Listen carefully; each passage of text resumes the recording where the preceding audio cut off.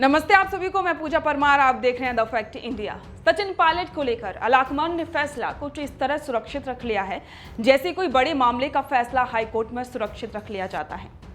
Pilot अपनी जिद पर अड़े हैं और गहलोत अपनी, और दूसरी तरफ अलाकमान की कहानी कुछ और ही चल रही है। गहलोत अपना पद छोड़ना नहीं चाहते और पायलट अपनी जिद छोड़ना नहीं चाहते। पायलट को लेकर तो ये भी कहा जाता है कि पायलट जिद्दी हैं, जो ठान लेते हैं वो हासिल करके रहते हैं। ये बात तो खुद पूरा गांधी परिवार अच्छे से जानता है और ये बात गहलोत भी अच्छे से जानते हैं।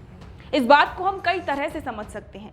उनकी पर्सनल लाइफ से लेकर राजनीतिक करियर में जो चाहा है उन्होंने उसे हासिल किया है।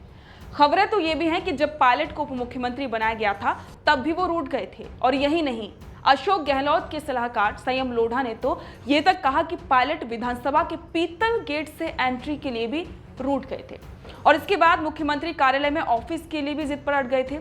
डिप्टी सीएम के तौर पर मिला बंगला उन्होंने अभी तक खाली नहीं किया है, और सीनियरिटी ना होने के बाद भी विधानसभा में आगे की सीट सचिन पायलट ने ली। ये सारे आरोप सचिन पायलट पर गहलोत गुट अक्सर लगाता रहता है। पायलट के कदमों पर अगर नजर डालें तो कुछ नजर भी ऐसा ही आता है कि पायलट काफी जिद्दी हैं, और इस बार उनकी जिद एक ही है कि राजस्थान विधानसभा चुनाव के लिए सीएम फेस होना। अब पायलट इसके लिए एक भी कदम पीछे करने के मूड में दिखाई नहीं दे रहे हैं, तो वहीं चर्चा तो ये भी है कि पायलट पर बीजेपी के दिग्गजों की नजर है। गृह मंत्री अमित शाह का वो बयान आपको तो याद ही होगा, जब उन्होंने कहा था कि कांग्रेस के भीतर सत्ता के लिए अशोक गहलोत के साथ उनका संघर्ष बेमानी है, क्योंकि नवंबर में होने वाले विधानसभा चुनाव में बीजेपी 2/3 सीटों के साथ सत्ता में आ रही है। अमित शाह ने सचिन पायलट को यह भी बता दिया था कि कांग्रेस में रहकर केंद्रीय राजनीति में हाथ आजमाने के दिन भी अब चले गए हैं। गौरतलब है कि कांग्रेस में पायलट के घनिष्ठ सहयोगी रहे कई युवा नेता अब बीजेपी में हैं। ज्योतिरादित्य सिंधिया केंद्रीय मंत्री हैं, आरपीएन सिंह भी बीजेपी के साथ आ चुके हैं। इसके अलावा जितिन प्रसाद उत्तर प्रदेश में केंद्रीय मंत्री हैं।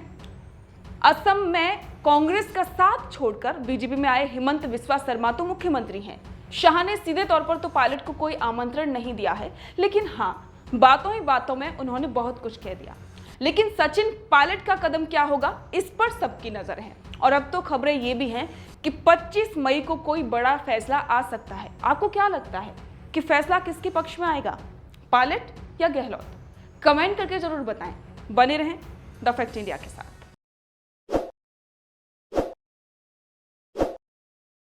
ताज़ा खबरों के लिए विजिट करें द फैक्ट इंडिया की वेबसाइट और डाउनलोड करें द फैक्ट इंडिया ऐप।